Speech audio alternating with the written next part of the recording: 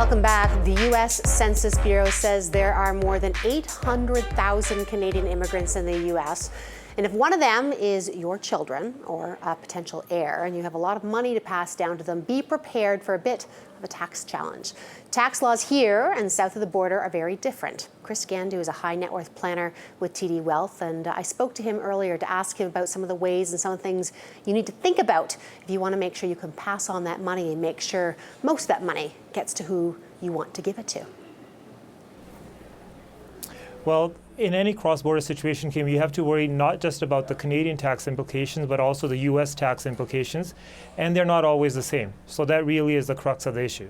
So tell us a bit about why they're not the same. Well, two different countries, two different tax regimes. If we look at the U.S., they have two tax streams. There's income tax and transfer taxes. Canada doesn't have the transfer tax regime. We just have income tax. Right? That's one example. Now, let me ask you as well, I know part of this is also dependent on how the U.S. sees somebody. I mean, whether you are a U.S. citizen or not. So what qualifies as a U.S. citizen in the eyes of the IRS? Yeah, no, very good point. So if Canada tax is based on residency, so if you're a Canadian resident, it doesn't matter whether you're a Canadian citizen or not, you're paying taxes in Canada. The U.S., however, tax is based on citizenship and permanent residency. So if you're a U.S. citizen or a green card holder, you are paying taxes in the U.S. on your worldwide income, right? So that's another example of how the two streams are different. So let me ask you, if you are somebody in Canada, again, this is a good problem to have, and you have $5 million in cash or investments or property that you want to pass on to somebody in the States, what should you do? Well, if you aren't going to use it, you should pass it out right away. There is a very generous exemption in place for U.S. citizens today. It's $5.49 million, which means that once they have the property in their hands, they can gift it, transfer it to their children, for instance. But as long as their worldwide wealth is below that threshold, they will not face any additional U.S. transfer tax. When you say their wealth, you mean the people who are receiving the wealth? That's exactly right. Okay, now, I do know from the little research that I have done is that if you do go over that threshold, things are different. What happens then? Yeah, if you go over the 5.49 million threshold, then there is a tax of 40%. That's the rate effective for transfers in excess of $1 million.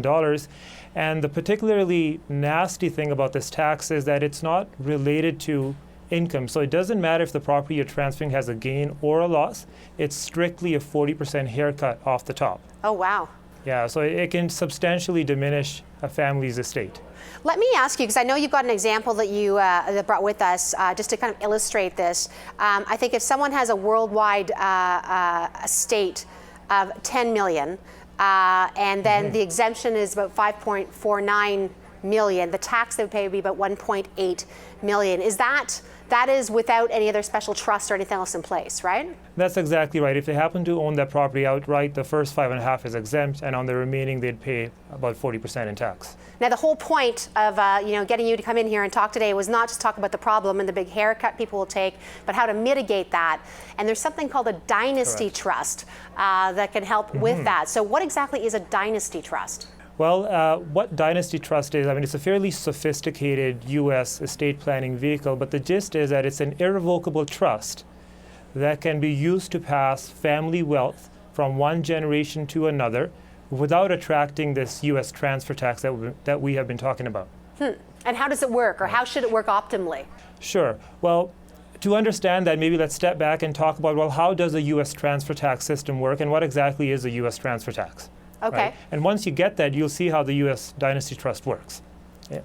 So the U.S. transfer tax system, which many Canadians might not be familiar with, is essentially a three-part tax. What you may have heard of is the U.S. estate tax, which taxes transfers at death.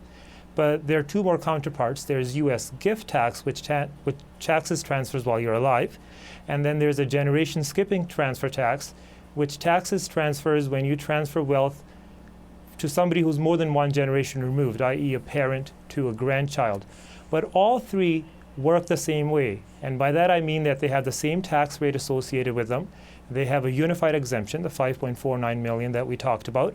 And they're all a fair value tax. So they're not related to income gains and losses. It's strictly a transfer tax.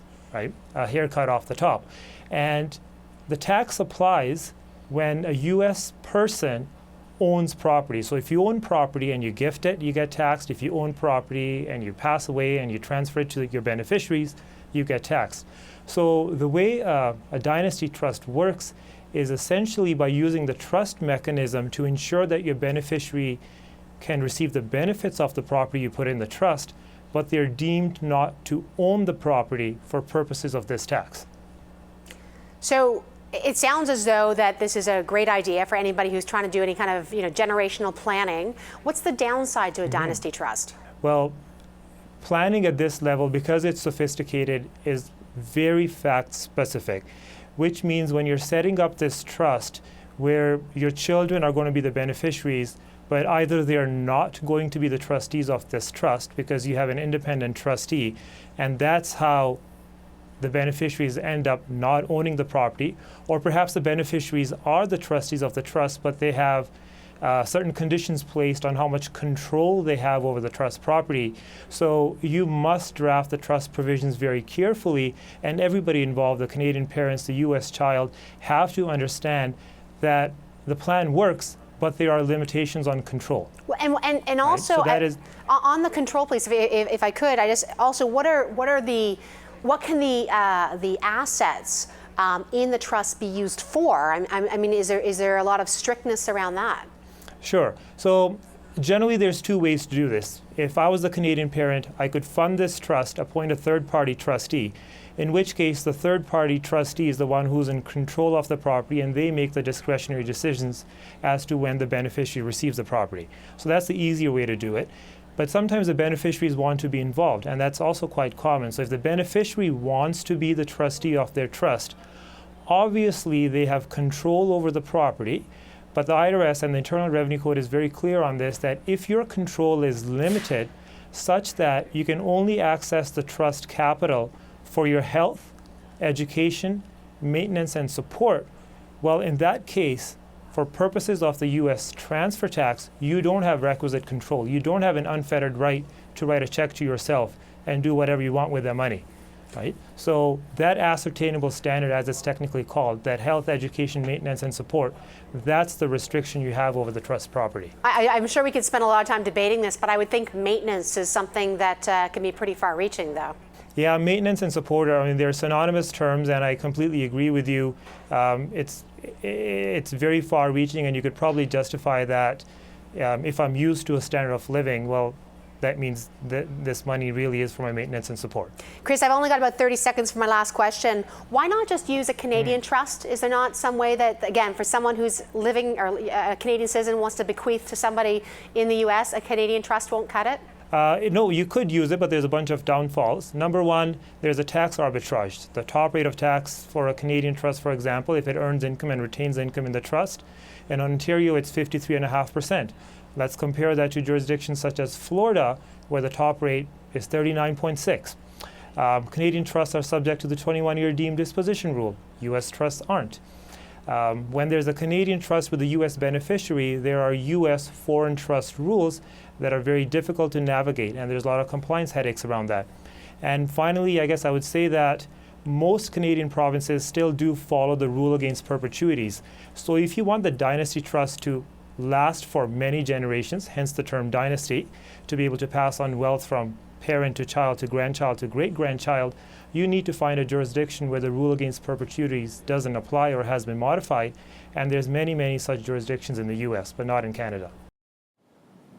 That was Chris Gandhu. He's a high net worth planner with TD Wealth, and he joined us from Calgary.